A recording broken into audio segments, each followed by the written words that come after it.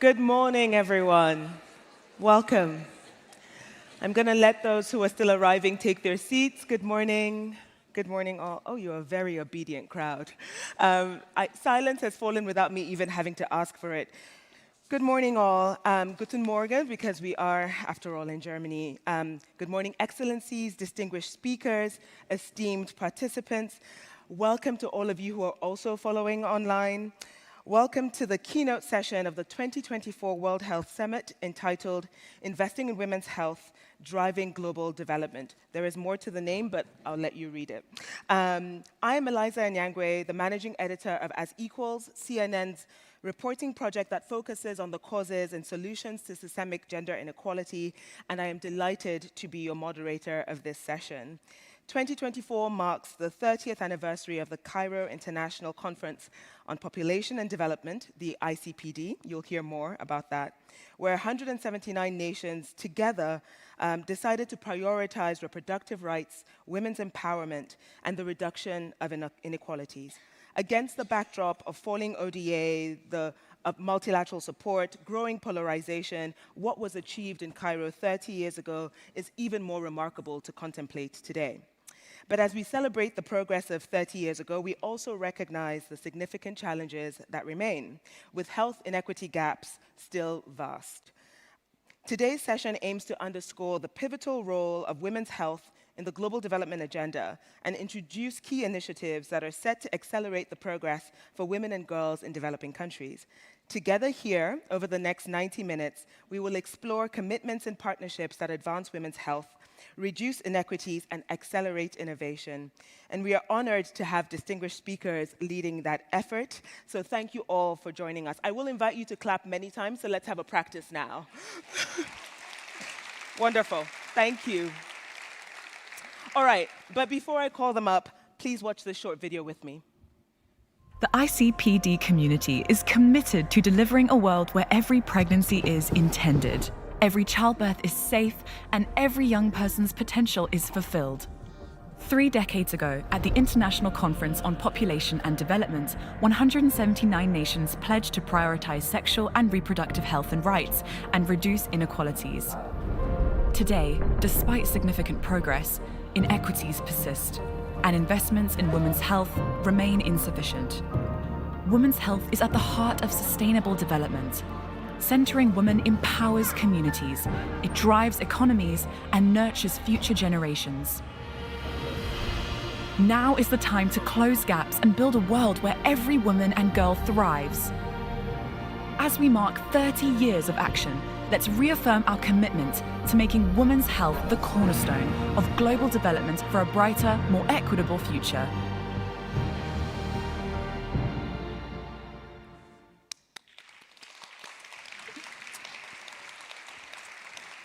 Okay, our session can now officially begin.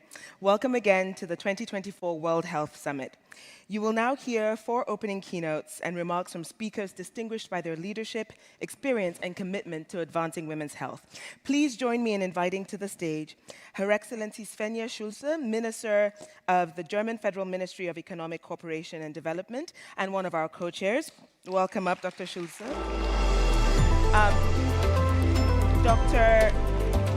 Dr. Natalia Kanem, Executive Director at the United Nations Population Fund, our other co-chair.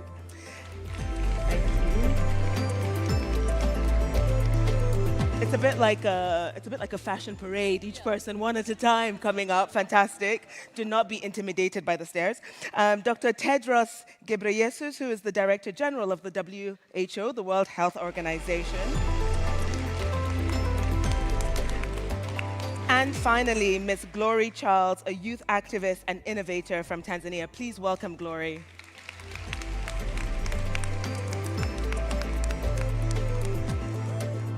Now for our keynote speakers. Please do take the lectern each in turn. I will introduce you all, but it's just to over there. Minister Schulze, let us begin with you. Welcome.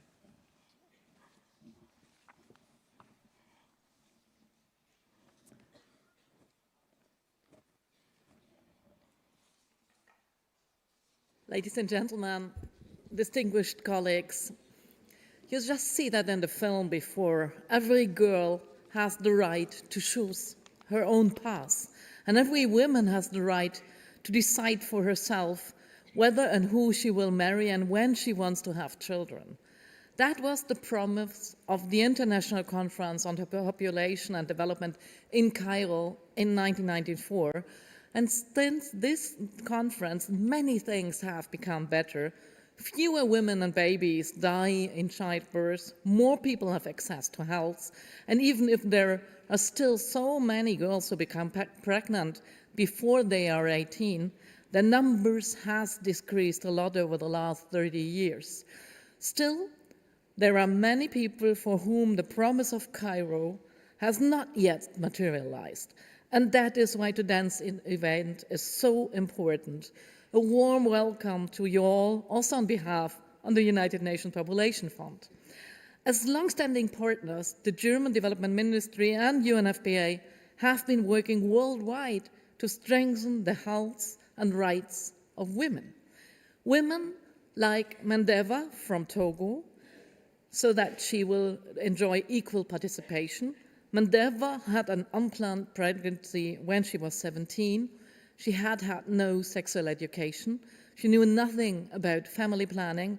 And when she got pregnant, she did not get sufficient maternity care. She lost her child just 1 week after birth, a traumatic experience. In order to spare other women a similar fate, Mandeva decided to get trained as a reproductive health mentor through an initiative supported by Germany. And now she shares her experience with women of her age and educates them. In this way, she also contributes to social change so that it will become an accepted understanding that women can make their own choice about their lives and their bodies.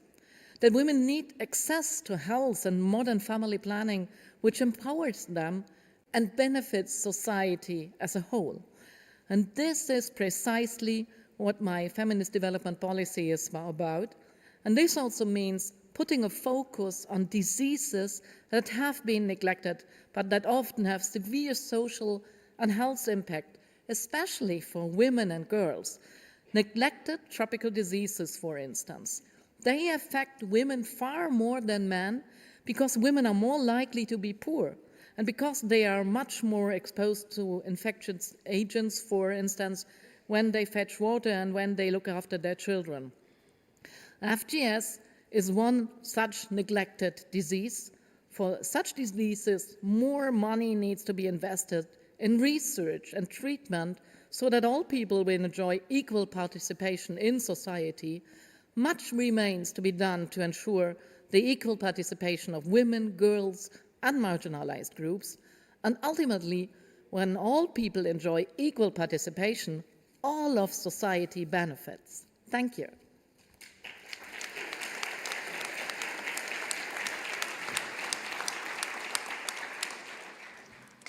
Thank you, Your Excellency.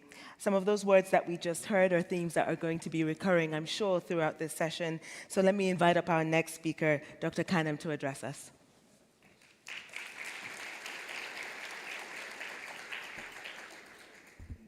Excellencies, Minister Schulze, esteemed Dr. Tedros, my dear brother, Dada Gloria, distinguished public health leaders, colleagues, dear young people, welcome. My greetings are of peace. Peace is the noble purpose of the United Nations, and it is the fervent wish of UNFPA for women and girls the world over. I'd like to thank you also for joining us for this worthy and timely discussion of championing a woman-centric future.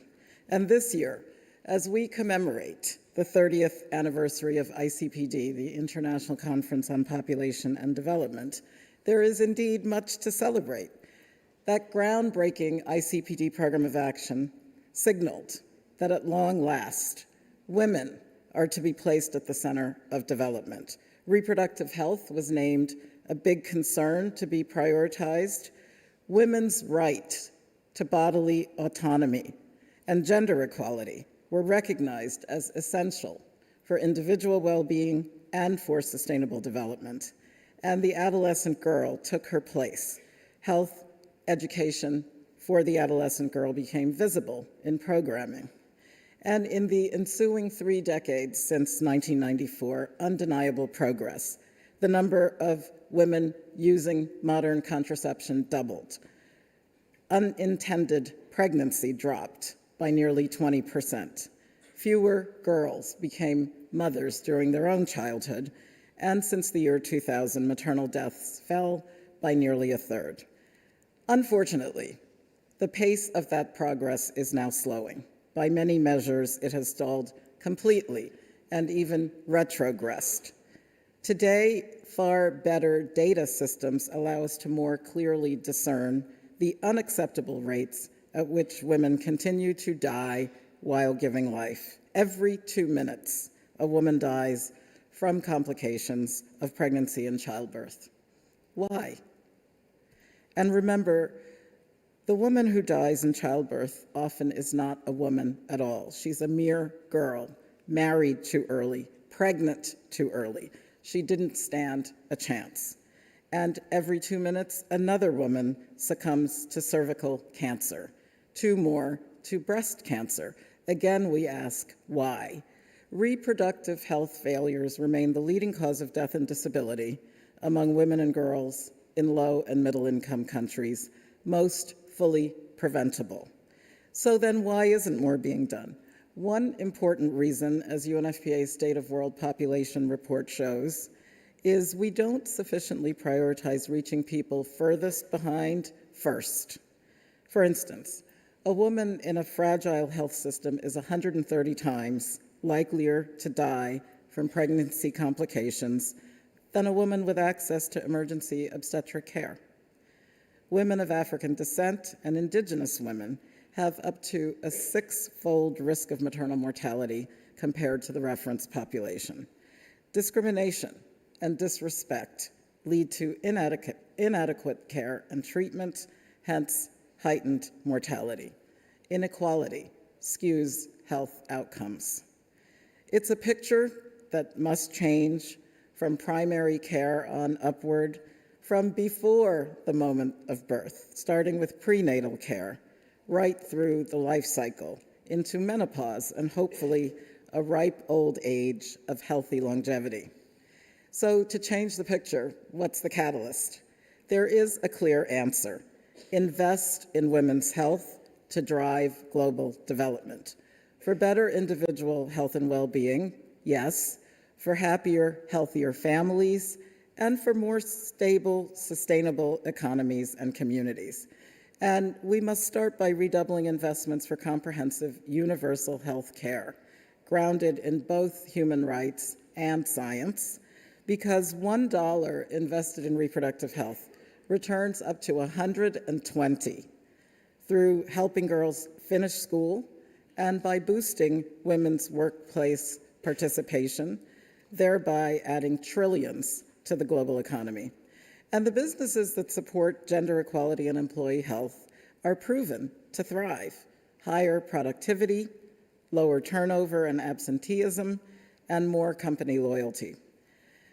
Midwives, always the heroes of the story, could provide most sexual and reproductive health services, yet midwives remain undervalued and far too few. With our partners, UNFPA will close the midwifery gap by training nearly 1 million more midwives, so every woman can access life-saving care she deserves. How we invest how we invest also matters. Gender equitable solutions truly do make a difference, and that means expanding funding for women-centric research and development. Now, only 1% of global health research funding addresses women-specific conditions apart from cancer. And worse yet, in developing countries, it's just 0.2% of research funding. For the biggest impact, scale up investment in maternal health and correct the massive disparity in developing new treatments. Take postpartum hemorrhage. Such bleeding contributes hugely to maternal death, and it's entirely preventable.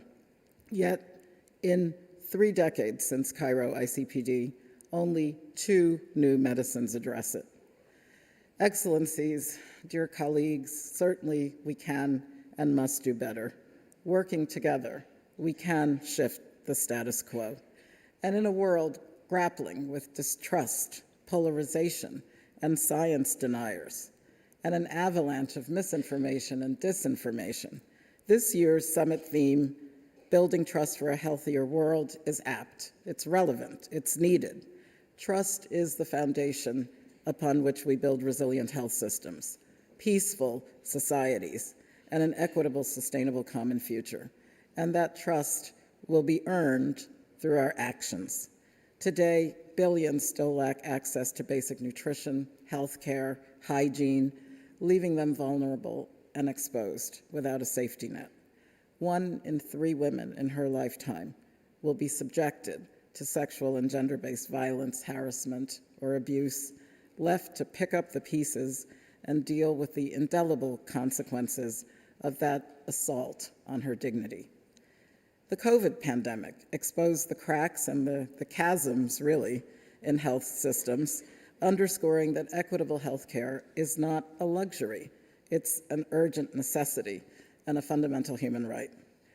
The SDGs, the Sustainable Development Goals, guide us towards that world we want, where everyone has access to care they need.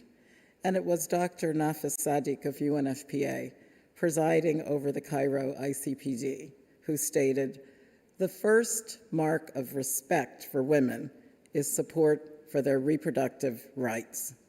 Women are strong and powerful, and they carry half the weight of the world. Therefore, champion sexual and reproductive health and rights as cornerstones of an equitable healthcare system."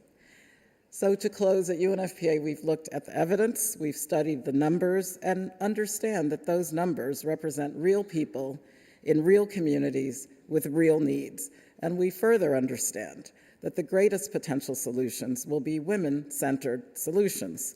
And that's why at this World Health Summit, UNFPA is so excited to launch WomenX, a collective designed to close women's health gaps through advanced solutions that are scalable, sustainable, and tailored to developing country contexts.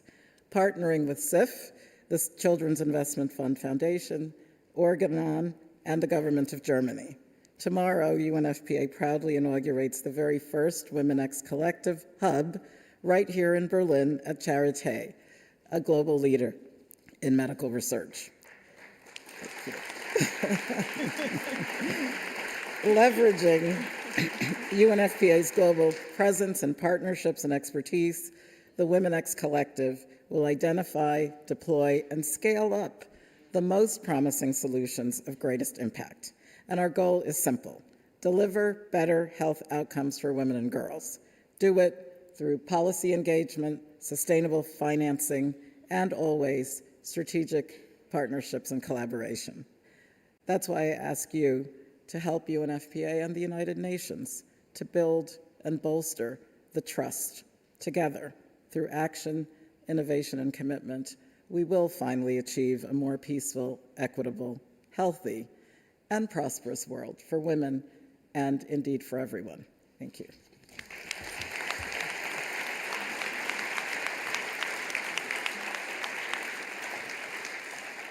Thank you so much, Dr. Cannon, for those words that have set the stage, talking about peace and talking about equity for women being equity for us all. So thank you for setting the stage. I invite up to speak next Dr. Tedros.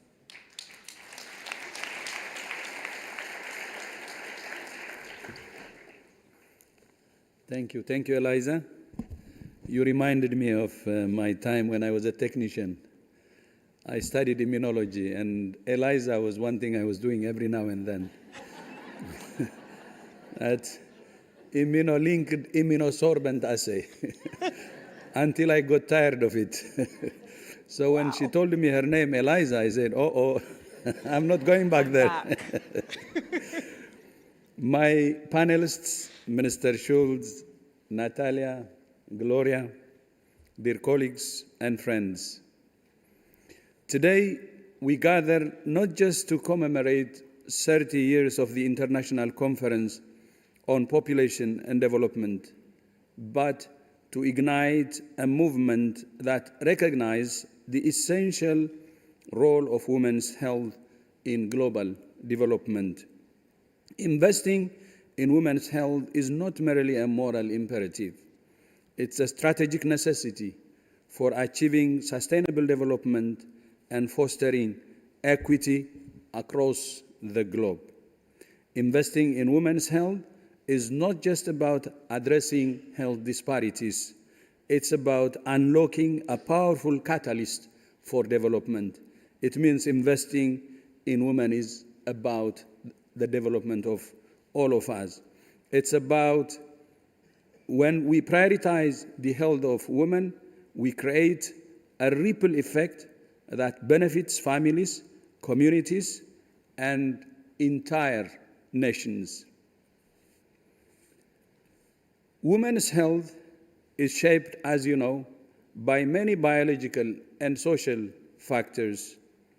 Gender inequalities, socioeconomic disparities, and access to health services all significantly influence women's health. In regions like sub-Saharan Africa, my own continent, we see stark disparities. Maternal mortality and morbidity, along with HIV, remain leading cause of death for women aged 15 and 49.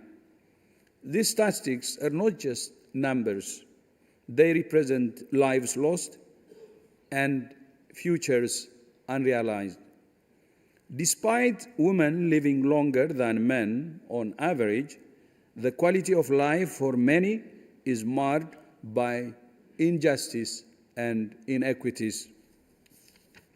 Women face disproportionate health challenges exacerbated by discrimination against marginalized communities, including women with disabilities, indigenous women, and those living with HIV.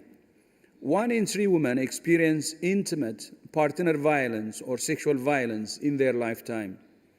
Nearly half of all pregnancies worldwide are unintended. Women earn on average half of what men earn and are disproportionately involved in unpaid care work.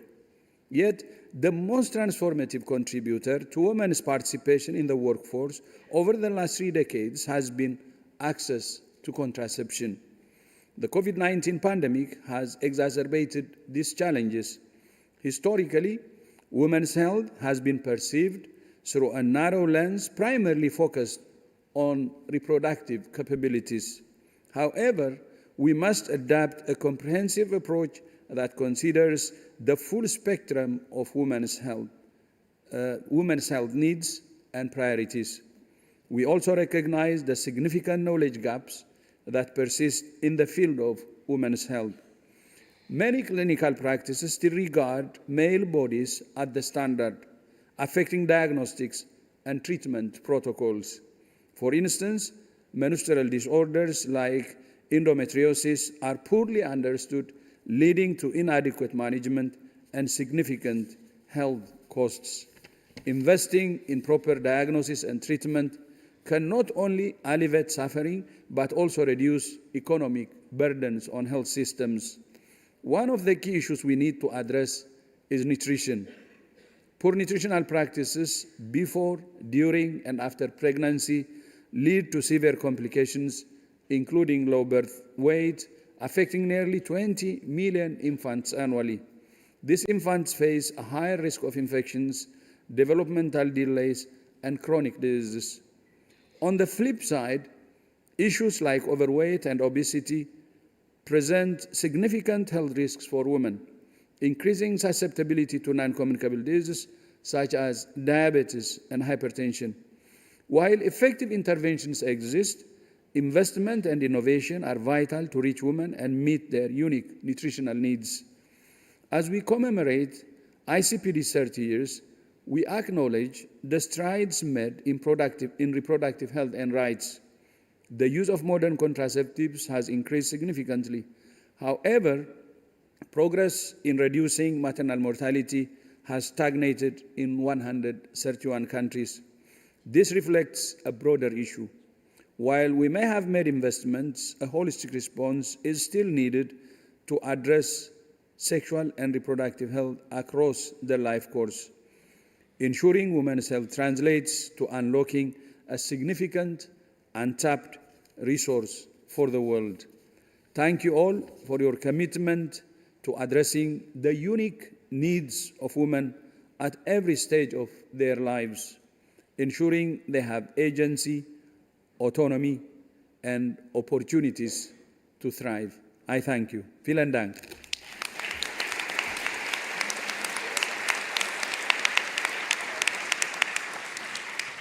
Thank you so much, Dr. Tedros.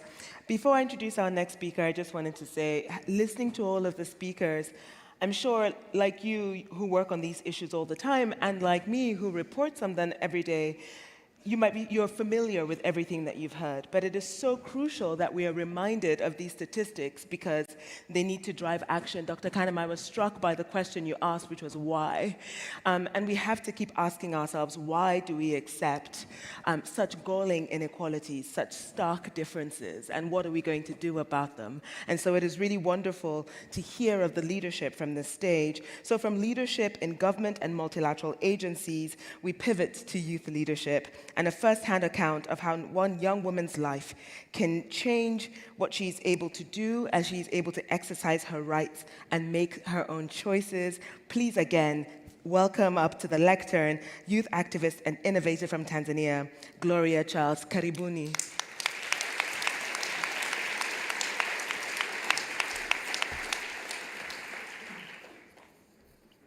Ladies and gentlemen, Your Excellencies, I stand before you today as a proud Tanzanian girl who grew up amongst the Maasai community.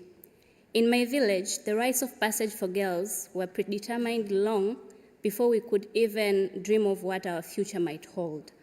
Many of my friends became mothers while they were still children themselves, never given the chance to explore the world beyond the narrow roles assigned to them. Their dreams were silenced, replaced by burdens of adulthood that they were never unprepared to carry. Harmful practices like child marriage and female genital mutilation stripped away their choices and their future. But my story turned out different. My parents gave me the privilege of understanding my sexual and reproductive health and rights. I was one of the fortunate few who had access to SRHR education and services, which was not just lessons to me, it was a lifeline and a life rope. It allowed me to understand my body, my rights, and the power I had over my future. While my friends were thrust into motherhood, I was given opportunity to learn, to grow, and to aspire. That education became the foundation upon which I built my dreams, eventually leading me to become a public health specialist and an innovator. My journey has shown me firsthand the transformative power of SRHR knowledge and services. For me, access to these services meant more than just preventing early pregnancies. It gave me the tool I needed to make informed decisions about my body, to say no when I wasn't ready, and to say yes to the opportunities that changed my life. When girls are empowered to take control of their reproductive health, they are also empowered to pursue their education, build career, and become the women they have potential to be. Yet, for so many girls in communities like mine, these services are still out of reach. They remain tied down by cultural norms that deny them the rights to make choices about their own bodies. This is not just a violation of human rights. It is the loss for our communities and our nations. Every girl who is denied sexual and reproductive health and rights is a dream deferred and a future cut short. Through my involvement with Afyatun, an innovation we developed through UNFPA Hack Labs, I have had a chance to create solutions that tackle harmful practices like child marriage and female genital mutilation. Afyatun uses storytelling to challenge these harmful practices and norms that engage communities in dialogues about the health of the girls. This is more than just a solution. It's a movement to end these practices and empower girls to make informed decisions about their lives. When we invest in SRHR services and education, We don't just change the life of a girl or increase the numbers and statistics. We create a ripple effect that transforms families, communities, and nations. Girls who can make informed choices grow into women who are healthier, more educated, and more empowered. We grow to become leaders, change makers, and innovators. We become, as I stand before you today, the embodiment of what is possible and what can happen when a girl is given the right to choose the path that she wants. We must challenge the norms that seek to control and limit girls' potential, and we must uphold our rights and honor our dreams. As I said, it's not about just one girl. It's about the ripple effect that we create in the communities and the embodiment of more girls who will turn out one day to be like me, to fill the rooms like this. When we empower girls with SRHR education, we enable their future to come into reality. Thank you.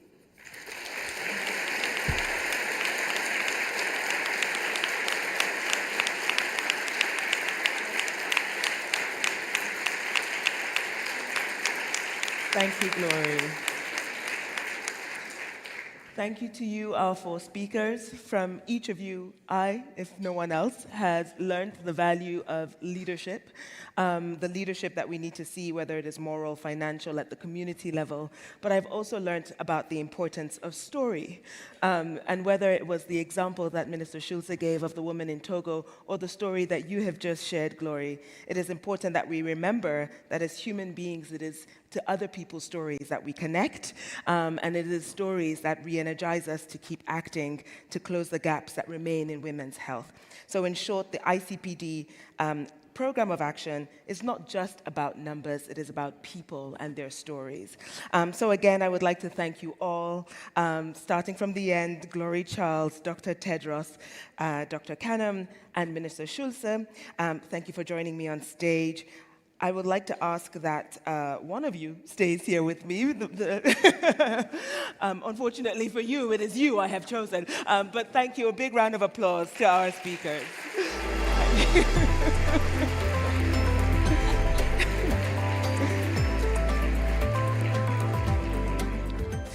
Minister, you drew the short straw. So we are now about to have some discussion. Please, joining the minister, let me invite up our next three speakers, Honorable Minister Kombinze Chiponda, Dr. Atul Gawande, and Victoria Gamba. Please welcome up to the stage. As they take...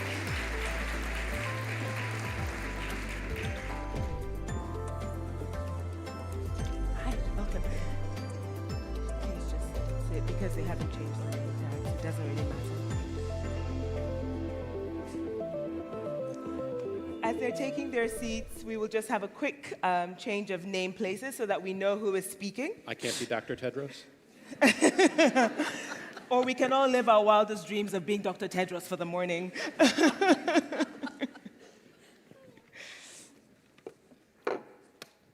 Thank you. Please, a big round of applause to the people who keep the show rolling with fresh water and name badges. Thank you so much.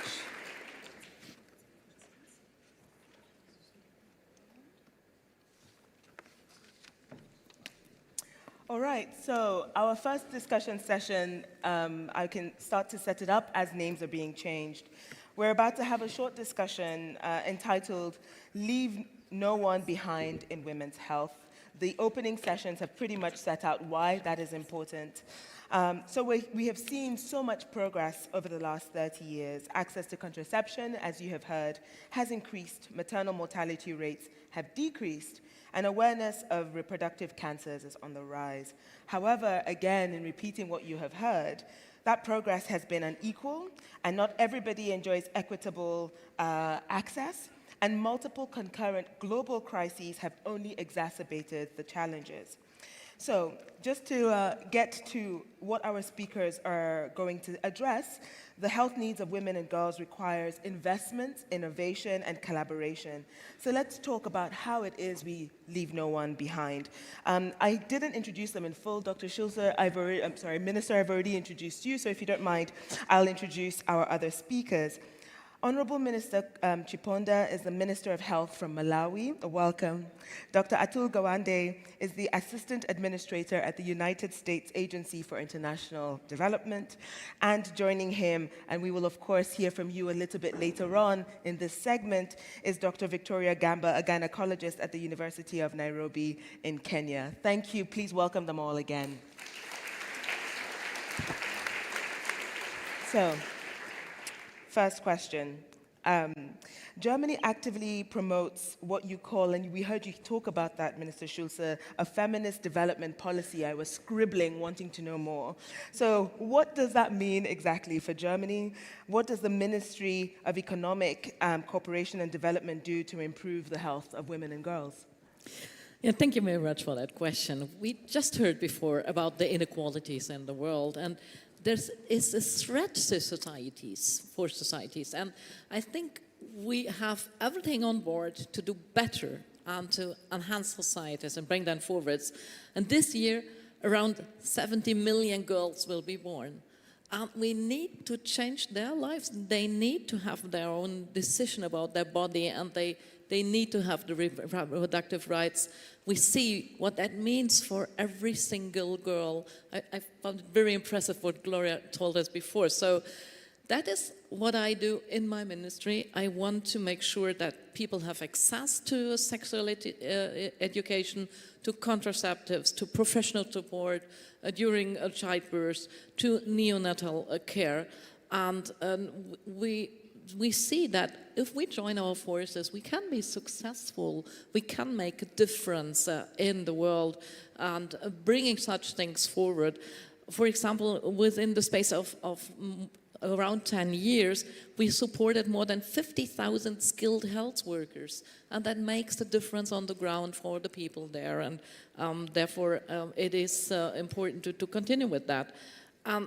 There are still areas, we heard that also before, where more work is needed, and progress on our most important health goals, such as lowering maternal and newborn mortality, that has been stagnating. We're on the right way, and now we stagnate, and every 7 seconds we lose a woman or a baby, and that is too much. We need to change that. And unsafe abortions are one of the main causes for a high rate of maternal mortality. And as a proud champion of the organization She Decides, I'm actively working to change that. And that means that we need to discuss about the things also where women and girls suffering in silence and suffering from diseases that even members of the health professions sometimes know nothing about. So diseases that have not been adequately researched or that are underfunded. And FGS, I don't want to speak that, in fully female genital schistosomiasis, FGS, that is a disease where WHO estimates that up to 56 million women and girls in Africa that they have FGS, and they get that from a parasitic worm, for example, as a result of washing clothes in rivers or lakes. And that means a lot of pain, infertility, complications during pregnancy, and a higher risk of getting HIV. And yet this disease is both. It is avoidable and is treatable. And it is therefore my pleasure to announce today, on behalf of the BMZ, the launch of a new initiative, From Neglect to Action, Invest in Women, Invest in Health. And it is aimed at fighting FGS. Launching these new initiatives, we are building on our long-standing engagement in regard to sexual and reproductive health and neglected tropical diseases. And the first partner is Malawi. I'm really happy, Minister Shiboda, that you strongly committed in that, and that we're doing the work together to fight FGS. So that means a lot. I can announce it, and we just go on the ground and do it together. So thanks a lot for this partnership. Thank you for that. It's wonderful to see what that policy is in practice. So, Minister Chiponda, a little name change is being done. You get to be Dr. Atul Gawande. Minister Chiponda, the minister has already sort of teed up the new collaboration on female genital schistosomiasis. So how does this fit into the other priorities in your ministry in Malawi regarding women's health? Thank you so much. First, let me really express our sincere gratitude and thanks through the minister to the German government for the support which they have been giving to Malawi. And of course, this year we're celebrating 60 years of the relationship between our two governments. So for that, we are very, very grateful. I think the most important thing which I want us to know is that we will not attain SDGs if we are not attending to these issues, including the neglected tropical diseases, those affecting the women. All of us were talking about SDG 3, but good health and well-being means even that woman having access to treatment and care if they have FGS. So I'm happy that German government, through the minister, they've taken it upon themselves. Because some of these conditions, like FGS, I'm sure maybe 3/4 of those who are sitting in here, they're like, what is FGS? Is it a new thing? You know, they're asking somebody from WHO, they're Googling, what is FGS? It has been there for years, but nobody pays attention to it. And when we say our women have been suffering in silence, this is what it means. It can cause infertility. Can you imagine how many women they have gone up to the mountains to pray? They have gone to a herbalist. I'm not bearing, I cannot get pregnant. Not knowing that it is chisto, something is treatable. But because we don't have access to health services, we don't have enough qualified health workers as well. So, you know, when there's this opportunity, and thank you so much. So what is going to happen is that GIZ and in Malawi, we have formed a partnership to control FGS. And this partnership is going to run from 2024 to 2026. Basically, we are looking at integrating FGS in healthcare services in Malawi. That means from primary to secondary to tertiary. By the way, Malawi, 20% of Malawi is along Lake Malawi, which means bilharzia is more prevalent in those areas along the lake, and which puts women along those areas at high risk of getting chisto.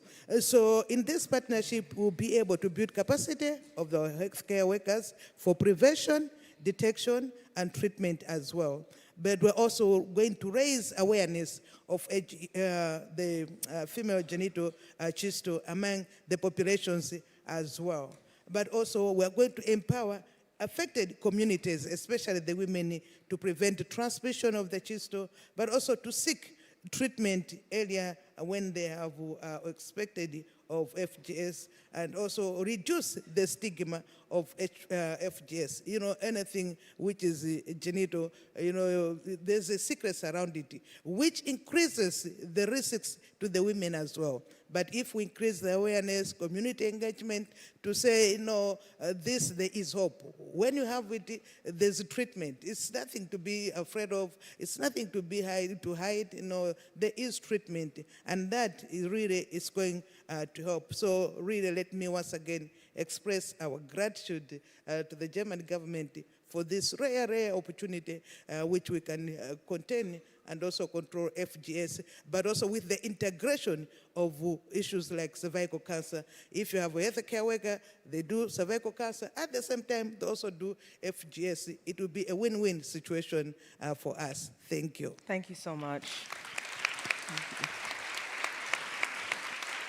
I'll be watching with interest to see the results of that partnership, 2 years, and hopefully much more beyond that. Dr. Gawande, let me come to you next, please. How does USAID work to ensure more women and girls, especially those who are left behind and suffering from the most neglected conditions, as we just heard, female genital schistosomiasis, you have to get the words out first before you can invest in it, can access comprehensive health services and realize their right to sexual and reproductive health?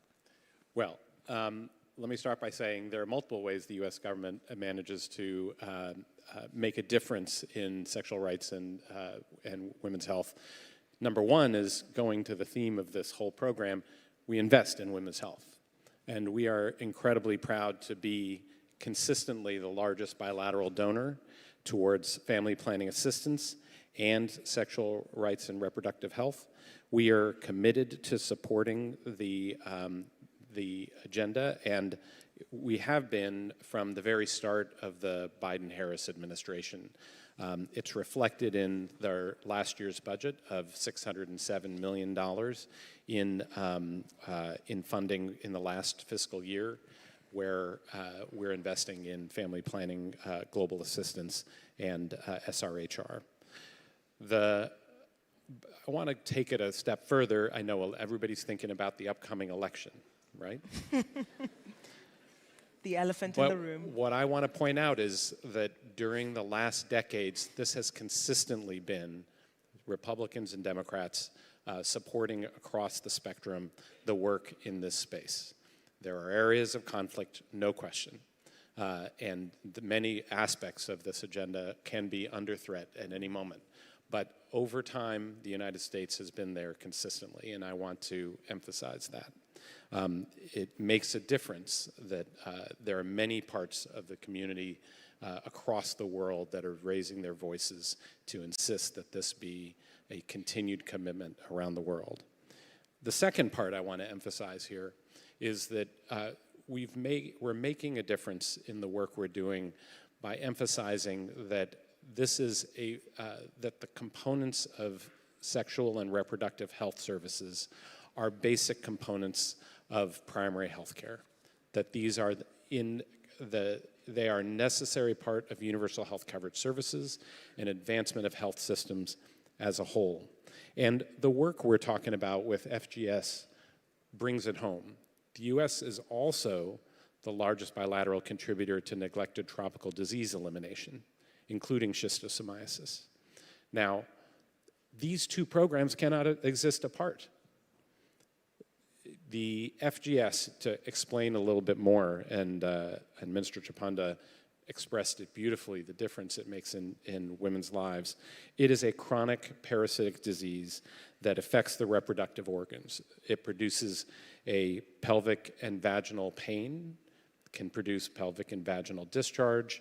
It can look exactly like pelvic inflammatory disease from sexually transmitted diseases instead of like a parasite. And therefore, when women come in with these complaints in areas where schistosomiasis is common, which is in many countries in Africa, they are easily dismissed because there is one program over here for NTDs, and there's another program over there for primary health care and family planning and sexual and reproductive health. That cannot go on, and this effort is to combine the services in primary health care and enable these programs to make a difference. It's 55 million women that are estimated in Africa alone to be afflicted with urogenital FGS. So that is the size of the neglected problem, as the minister pointed out, easily treatable with a single drug, praziquantel. We are doing mass distribution. The United States supports programs in 13 different countries in Africa to eliminate schistosomiasis. And so, and we're delivering over 30 million treatments a year in mass distribution, but it needs to also be diagnosed for the 55 million women who already have the disease, and it's reflected in our ability to have basic diagnostics and basic recognition that this is diagnosable and treatable. It's just one of many aspects of providing appropriate SRHR. Thank you. Thank you. So the journalist in me really, really, really wishes we could dig into some of this further. I have so many more questions for you. Alas, we don't have time for that. And so it's just up to me to thank you again, Dr. Gawande, Minister Chiponda, and Minister Schulze for the words that you have shared with us to highlight some problems that are immensely treatable and afflict so many people, 55 million women just in Africa when talking about schistosomiasis. So the only thing that it remains for me to ask you, if you don't mind me coming back to each of you for a final remark, a final thought, is it is easy to feel despondent or cynical given the size of the challenges we have. We've heard already about polarization, we've heard about funding not going to where it needs to be. And so what is it that makes you hopeful? I mean, is there a reason to be hopeful? I hope so, because what you're about to say will be the steam under which these folks leave this room for the next 2 days. So do you have something that makes you hopeful, and what is it? Let me start with you, Dr. Gawande. I'll start with Gloria Charles. Yay! We will all say Gloria Charles. The younger generation does not accept that there is a difference between your sexual and reproductive health and rights and basic health and rights. And they are making their voices loud and clear. The fact that we're bringing these services and these considerations to the community creates tension. And it's the young people and the young voices in those communities that make sure that the reasons behind this are heard. This is the opportunity for women and girls, and therefore all of us, to have freedom and autonomy over our bodies and our choices and our sexual lives. So this is crucial.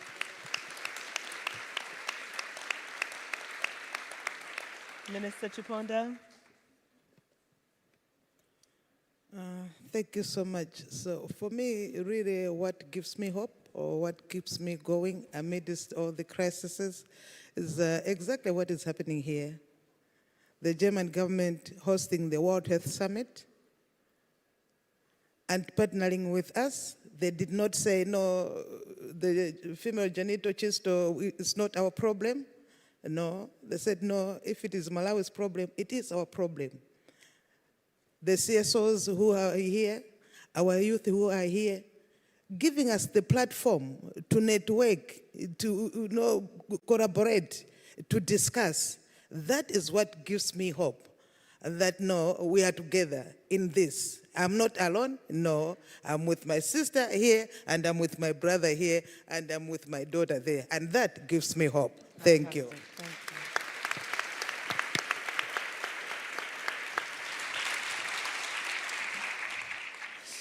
Yeah, it gives me hope that we can make progress. We see that from the Cairo process from 1994 to today. We are able to organize progress when we join our forces. And that is what we are doing here on this conference. That is what we are doing here in this room. Making this topic a topic on the main stage, talking about that with a lot of people and bringing it out of the silence that you mentioned before. So that gives me hope. Thank you all. Thank you.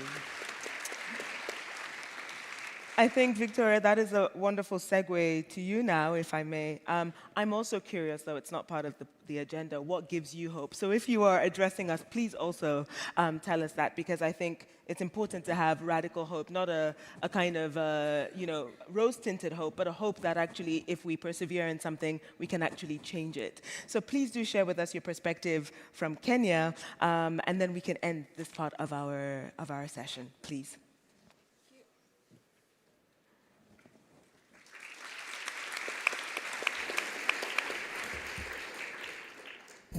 Good afternoon, good morning for those of us who are joining us online. My name is Victoria, as you've heard, and I'm equally surprised that a lot of you know so much about FGS. Fast forward, or if we go back 5 years ago, 1 year, 1 month today, we sat in a conference hall just like this, and we were trying to figure out what is this FGS to start with, and what do we need to do to make it more mainstream? Because As we all know, FGS, the first case of FGS was known in 1899. Quick math, that's 125 years ago. Some of us are knowing it now, but don't worry, you're in the right place. We'll teach you about it. So as we summarize, I think I want to give it in two pieces so that to answer your question. The reason why we are here is just to try and make women's health integrated, because we all know, as Dr. Atul has said, all this presents like a similar PID, STI, and all those things. So what is our role in now this journey? And I think I don't want to speak too much into that so that I release you. Then I can come back to the next steps. So our why is to make all this accessible to the women and girls that we are serving. Thank you. Thank you. No, please. So, I can continue? yeah, please. Ah, okay. Thank you. Back to my speech. So 24 years ago when I heard the word gynecologist for the first time, I wanted to be it mainly because the first thing, it sounded complicated and sophisticated. So I wanted to be that just mainly because of the name. But the second reason that brings hope back was because I also wanted to be the best friend to a woman. But that said, I didn't envision myself 17 years later sitting in front of a woman. And most of the time, they used to come with advanced cases of cervical cancer. They come with infertility, recurrent pregnancy losses, and they were mostly at their worst spaces. And at that point, even with my knowledge as a gynecologist, I mean, we do the hard stuff. I couldn't offer more, any other intervention. The best thing was, I'm sorry that this is going on, but there was really nothing much I could do. But as I went along, some of the 4 questions that kept me going through and revisiting this process, when you look at the different diseases, but the 4 questions that they kept asking was, what did I do wrong? How could I have prevented this? Can it be treated? And number 4 was, how can I make sure everyone in my family doesn't go through what I've gone through today? So when you hear those 4 questions, I don't know whether you're hearing these women trying to talk to you and asking you that same question in your same place where you are, because you can see that these women have been coming to the hospital, they've been coming to the various centers, but we are not giving them what they need, because as Atul had said, we are fixated on, I work in family planning, or I work in cervical cancer screening services, or I work in whichever spectrum that you're doing. So at that point, when that lady is in front of you, you're at least bothered to really tease out what they need. And I think coming together as a whole, we're trying to say this. FGS, as we've said, is a chronic disease caused by a parasite, and it presents non-specifically. And it can cause all these complications that we're talking about. What we're trying to do is build an integrated response of healthcare workers who can have that foresight to actually have that high index of suspicion to say, you probably could have FGS, and this is why. And I'll tell you how we started in Kenya. In Kenya, 5 years ago, we didn't have any prevalence or baseline levels of female genital schistosomiasis. But as we moved along, we just went with one thing. We knew that these areas are endemic for schistosomiasis, and if we went with the right skill, with the right knowledge, we'd be able to actually get these women and girls where they are. And as I would say now, we've gone to 3 different counties, we've gone to 9 facilities, we've gone through 4,600 women have been screened for FGS. And out of that, 660 have actually been positive for FGS. So we're changing lives no matter how small we are, but we're giving them hope, because when you listen to their stories, they actually come and tell you, I was at this point. I usually call it a relay race that we're in. They first of all come to the primary healthcare level at the community first before they actually leave the house. You have to ask for permission from the husband. And now you can imagine you have recurrent discharges, you're having pelvic pain. What goes around is you definitely have an STI. So how do you even ask your husband for permission to actually go for treatment for that? So before that, that's the first journey they have to go through. Then once they go to the primary healthcare level, without the knowledge, without the skills, you definitely can't diagnose FGS. So then they go back, they're treated for STI. The second time they come around, you're probably, if you are in my space, you'd probably say, probably that antibiotic didn't work, so this time we're going to go for an injection, the whole spectrum. Then they still come back again. Now you can imagine that face of that woman having to undergo all those different types of methods of treatment, and it's still not working. And then by the time they come to me in the referral facility, it's too late. They have advanced diseases, they have advanced cervical cancer, they've probably gotten the HIV. We say FGS increases their risk of HIV and AIDS up to 3 times. So it means we've really missed the mark. We've really missed the mark from the point go. And this woman was there with us the whole way. They kept coming, but we sent them away. So what are we trying to say in a nutshell? We can change this.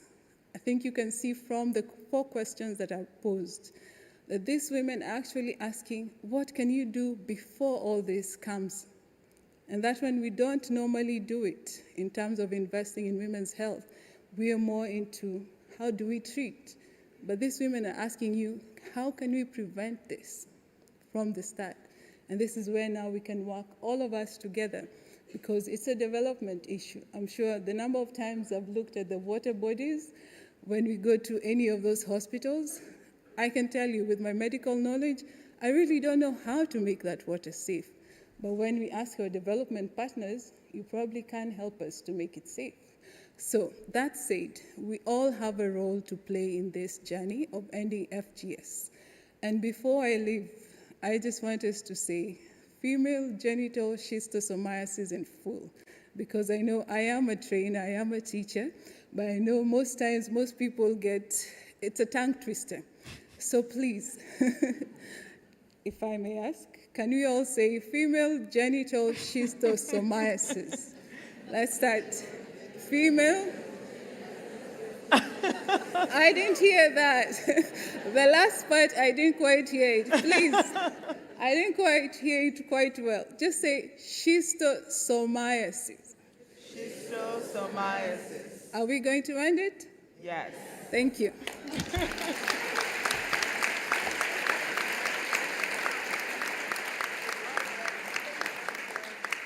Thank you again to our speakers. I bet you didn't expect when you came in here today you will be rehearsing the words schistosomiasis. When you see Dr. Gamba in the hallway, she will prod you, so please be practicing it if you remember. Thank you again to all of our speakers. You may please leave the stage. Please give them another round of applause.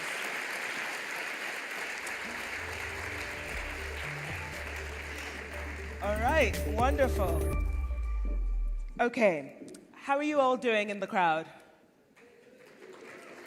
Oh, we've already lost you. Thank you, there's one person. How are you? You're fine? Good. You had a question. Unfortunately, we do not have a Q&A session. However, it is all an open plenary, as I understand it. So please do grab the person for whom you had a question. Who was your question for? Everyone in the, oh, then you will definitely be able to grab them. In fact, you're sitting the closest to Dr. Gamba, so I suggest she shimmies your way, and then you can ask her your question. But thank you. Please do. Unfortunately, this session doesn't allow for Q&A, but please, I'm hoping that the opportunity of being here together is, as Minister Chiponda said, the opportunity to network and talk with each other and ask your questions. Yeah, the naughtier bits get done off the stage. Okay, so I'm about to introduce our next session, Accelerating the Global Health Agenda, Advancing Innovation, Research, and Investments in Women's Health. So far, we've heard a little bit about the global trends in women's health and about addressing the needs of the most marginalized women. Our next session will focus on actions and priorities to drive progress in women's health, reduce inequities, and accelerate research and innovation, as well as leveraging new partnerships on the path to sustainable development. So, I invite you to help me welcome Professor Dr. Cairo Kromer, who is the Chief Executive Officer of Charité. We heard a little bit about that before. Please do come up to the stage. Dr. Rufang Joanne Cheng, Director of Women's Health Innovations at the Gates Foundation. Mr. Miles Kemple, Executive Director, Sexual and Reproductive Health and Rights at the Children Investment Fund Foundation. Welcome to you three. It's really fantastically coordinated because I've heard all your organizations mentioned in the previous sessions. Funny that, isn't it? So you will not be a surprise to anyone and the work that you do, so let's get straight to it. Can I ask you first, Dr. Kromer, a question? We heard Charité is partnering with the UNFPA for WomenX, and that the first collective hub is about to open in Berlin. By the way, I love the name. Whoever came up with WomenX is fantastic. How do researchers and health practitioners at Charité contribute to advancing women's health? And does your institution position itself, how does it position itself to strengthen collaboration between countries and communities? So basically tell us about your work. That's right. First thing I'd like to say is that I'm really pleased that this issue has come up really in the public now. And if you look at that and think about how to further advance it, there are two issues. One issue is content and one issue is structure. And I would like to explain both real quick. So the topic, in terms of content, is a leading theme in the Center of Global Health department in the OBGY department at Charité. And together with the partners from the world, we endeavor to integrate the topic in the daily work and also in particular in the interaction with partnerships with other clinics throughout the world. So there are successful global clinical partnerships which we use, like Trans-African Digital Health Network and others dealing with oncology research and other things. So that's content. There's more to it, like pregnancy vaccination and other things run by our center. The thing I would like to emphasize is if you really want to position that long-term in the academic medicine, you need to have structures. And Charité is not always far foresighting, but in one case, our predecessors in 2003 decided to establish a full professorship in gender medicine, which basically was the first step to realize that. And today's Professor Stadler is really doing prevention interventions, innovative teaching, and has a focus on recruitment. So overall, it's a structure in the unit, and the other part of the structure, which you mentioned already, is the interaction with others.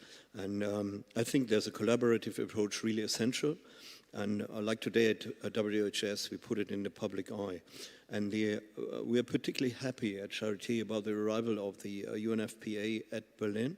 It's a significant milestone for us, not only for us and the BIH, but also for networking and bridging.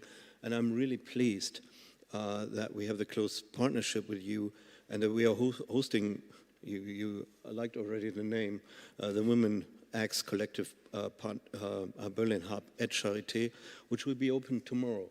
And there will be a public attendance to that, and you're all invited to look at that. There are three issues with that: adaptation of intervention, local health systems, assessment of needs of innovations, and scaling up evidence and innovative interventions. So we're really happy to have both the structures of content and teaching and on the other hand, tomorrow's opening of the center. Thank you. Fantastic. Congratulations to you on that.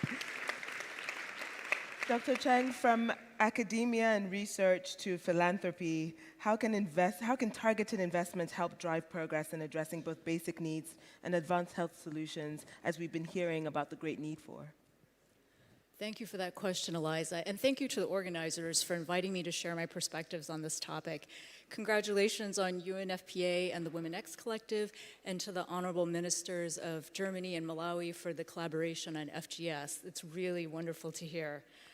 I want to just start with a very simple thing, that women are not the same as men. This seems like an obvious and intuitive thing, but actually, even on the cellular level, every cell has a sex.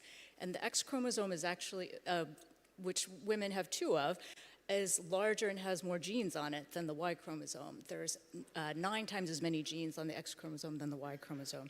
So there's absolutely a basis for differences in sex in terms of how diseases manifest. And so it should come as no surprise. We heard that women live longer than men, but actually spend 25% more of their lives in worse health than men. This is a problem. And by investing more to understand women's health, we can actually unlock $1 trillion in the global economy. That is not a small amount of money. For people who are newer to investing in women's health, they may wonder how to get started, where to put their investments. And so we co-hosted an initiative with the US NIH, Office of Women's Health Research, to create an opportunity map. And the goal of this map is to articulate 50 high return on investment opportunities in women's health R&D. This opportunity map was co-created with 250 global experts in women's health. And to just put down on paper, we didn't want to say what gaps there were, but what opportunities there are. I have to go back and see if FGS is on the list. It turns out the Gates Foundation is the 2nd largest funder of women's health R&D globally. We want more people to come in under the tent with us. We can't do it alone. This is really a collective effort. We do it because we know elevating a woman through better health elevates her child, it elevates her parents, it elevates her community. So it's really a multi-fold return on investment there. In terms of where is my team investing, we have 3 health initiative areas that we're really focused on. And then I'll talk a little bit more around how we're investing in those areas. The first one is around contraception. The second one is around sexually transmitted infections. And the third one is gynecology and menstrual health. So for contraception, we're looking at research and development because 40% of women in low and middle income countries, when they start using a modern contraceptive method, they actually stop after the first year. This tells us that their needs are not being met by existing methods, that more innovation is needed. But we're not stopping with just innovation on the product itself. We're actually looking at how to bring down the cost of products so that the cost is not a barrier to access. And then thirdly, we're looking at how to get products to women. We actually have a large investment with UNFPA Supplies Partnership. And with that one, we're looking at how can procurement practices be efficient and how to operationalize procurement practices in a way that enables more products to reach women and supply chain strengthening. So really looking at value in different ways. So the last point I just want to make before I close is we really clearly see the value in investing in women's health research and development, and I hope everyone in this room does too. We've heard some great stories, and it's really important to address this need for half the world's population. Thank you. Wonderful.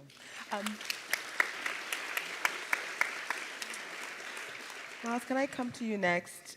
Just, of course, it follows on perfectly that the Children Investment Fund Foundation is also making strategic investments. How can high-quality, equitable initiatives, let me ask that again, how can investments in high-quality, equitable initiatives and solutions help seize the opportunities?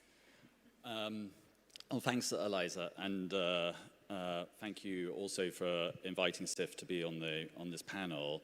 So we recognize it's vital for us to strengthen coordinated investment. We've got a track record across nutrition, child survival, NTDs, co-funding collaboration, things like Nest 360, the FGS Accelerator, don't need to explain that acronym now, and the New Beginnings Fund, which we think will be powerful ways to get innovations rolled out faster and hold systems to account. Of importance to SIF is to bring the same attention and urgency to family planning and safe abortion investment, where investment in product development, innovation, and getting these to scale is a fraction of what is spent on other health priorities. Yet, as already explained, the return on investment is incredibly high. We do have some good examples, though, of where coordinated action has delivered equitable access. Many will know that SIF champions self-managed care as potentially a gender transformative way to increase bodily autonomy, vital for our ICPD goals. And a good example is the work that's been done on contraceptive self-injection. This is a transformation, no longer having to come back every 3 months for your injection, but being able to take doses home, providing up to a year of protection.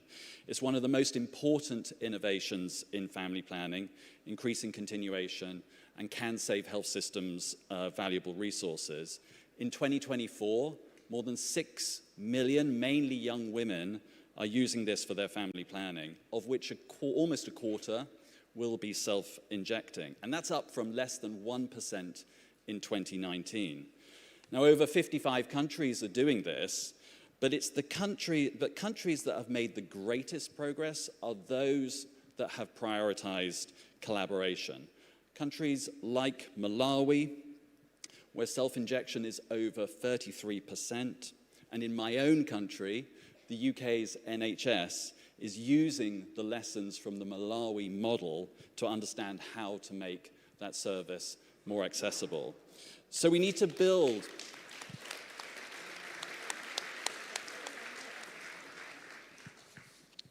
We need to build on these types of collaboration.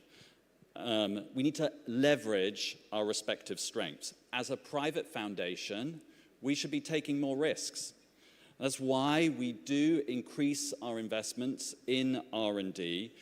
To date, we have committed more than $40 million for clinical research on novel formulations, including for on-demand contraceptive access, weekly contraceptive pills, and excitingly, a dual prevention pill that would combine both HIV and pregnancy prevention. But this only works, these types of investment only works if governments and bilateral funders make sexual and reproductive health central to their investments in primary health and community health. Spending more matters, but investing in a way that avoids duplication matters more, which is why we support the WomenX Collective. UNFPA is a vital part of the SRHR ecosystem. Since 2021, we have committed more than $50 million to the UNFPA Supplies Partnership. The potential for UNFPA to harness its role as a leading funder of SRHR supplies, to be a leader on market shaping, accelerated introduction of innovations, and coordinated R&D is tremendously exciting. So it was the easiest decision we could take to match UNFPA's investment to get the WomenX Collective off the ground. We're encouraging other funders to join, and we're excited to be on this journey with you.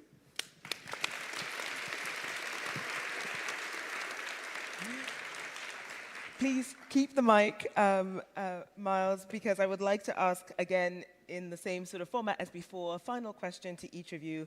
There are multiple competing priorities, multiple areas in which, whether it is investment or time or leveraging policy, where we can spend our time and effort. But what one key action, I'm going to force you to pick just one. What one key action do each of you think could be the most transformative in accelerating women's health? What would your answer be? Well, look, I mean, so super, because I thought it was one sentence answer. My sentence was, policy matters.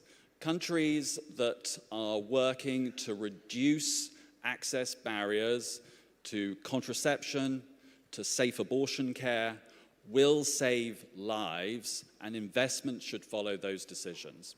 Wonderful. Policy matters. Thank you. Please.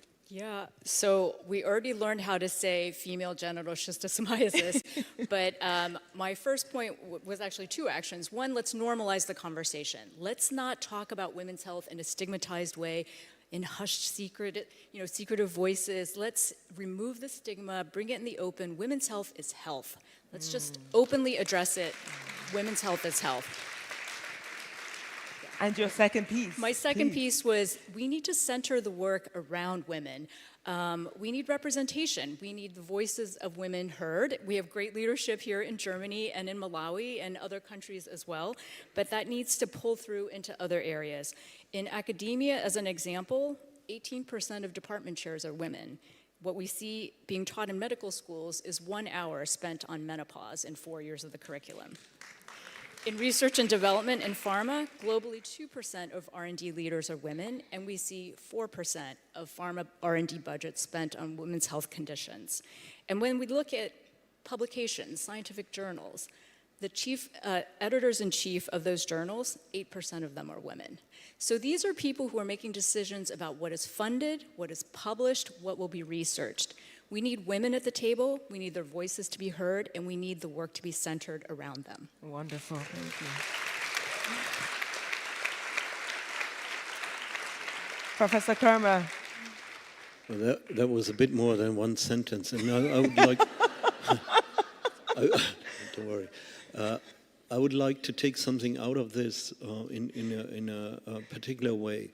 The entire discussion has a bit focused on reproductive medicine, meaning on early stages of women's life. And I would really advertise to shift the focus to the entire lifespan of women. Because if you think over an aging society like Germany, due to our faulty Y chromosome, we die earlier. So an old society will consist of a majority of women with specific problems of elderly, and I would really advertise that we look at the entire lifespan in what we do in the future.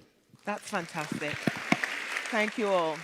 All right, speakers, as you leave the stage, I will remind our audience of the key points you made. Thank you so very much. So, we heard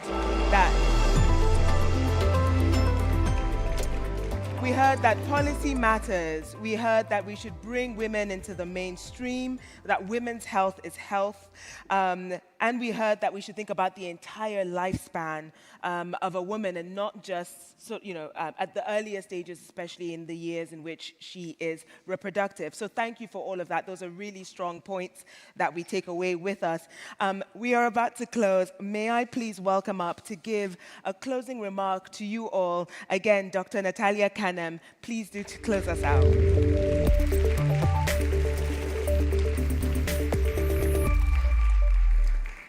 Thanks, Eliza. Very exciting. Well, today we've heard inspiring stories, leadership, resilience, and the transformation that can occur when we invest in women. And these stories leave us with a clear and undeniable message. Women's health is central to achieving a healthier, more equitable world for all. Behind every statistic, there's a real woman or girl with dreams. And our mission is to ensure that every woman, regardless of where she may be or her circumstances, will be able to access the healthcare she needs and exercise her rights and live her life free from fear, violence, and discrimination. For far too long, women's health has been neglected, underfunded, and relegated to the sidelines. And yet today, we see that horizon because we have the knowledge, the tools, the donor interest, and the collective political will to change this. So let us go forth and build a future where women's health is a priority, not an afterthought. Help to break down the systemic barriers that are preventing women from accessing quality care. Invest in research and innovation that will address women's specific needs, and let us all make sure that every woman will have the power to make informed decisions about her own body and her own life. As is said in Chad, woman is the thread, woman is the needle, she's the weaver of family and society. So let us invest in women. Let us invest in the health and prosperity of entire communities and nations. And as we leave this World Health Summit, I hope we're reinvigorated and recommitted to the cause of women's health and gender equality. That's how we will create that world of peace where every woman and girl will reach her full potential. Thank you so much. Thank you. Dr. Cannon, please stay. I'm asking you to stay because I have been instructed to invite all the speakers back at the end for a picture. But before that happens, it remains my immense pleasure to give the closing thank yous, really, of this session. As a Cameroonian girl who was afforded quality education because my mother first worked at USAID and then at WHO, and I actually applied for a job at SIF, but then the spreadsheet test, I was just like, maybe I should do journalism instead. And having, I grew up in Southern Africa, and Malawi was one of the first trips we took on a road trip. So for me, I have peaked. All my career dreams have been realized in this session. I'm wearing my mom's WHO watch to top it all off. So it is an immense pleasure for me to have been the host of this session. I hope that your words really there at the end reminded your peers here in the room of the urgency of the moment and the real life-changing potential of action and investment. Excellencies, distinguished guests, we have come to the end of our keynote session. While I hope that you have been inspired and challenged, I hope that you'll be taking some of what you have heard into the private meetings, the bilaterals, the coffee breaks, so that action can continue. Under this overarching theme of building trust for a healthier world, the World Health Summit has brought together stakeholders from all sectors and regions of the world to discuss the most pressing global health topics. As a personal challenge to you, I would like to invite you next time to include the media as part of that. We have no trust without, so don't just invite us to cover your events. Think about how we can be partners in telling the stories of women and girls and other key populations. So I look forward to reporting on what you are achieving here today, maybe even to hold some of your feet to the fire for some accountability journalism. But yeah, for now, it has been my immense pleasure. And so thank you all again. Enjoy your summit. Please, speakers, do come back up for a final photograph. Please welcome them back onto the stage as we close. Thank you all. Thank you so much. What a pleasure. Thank you.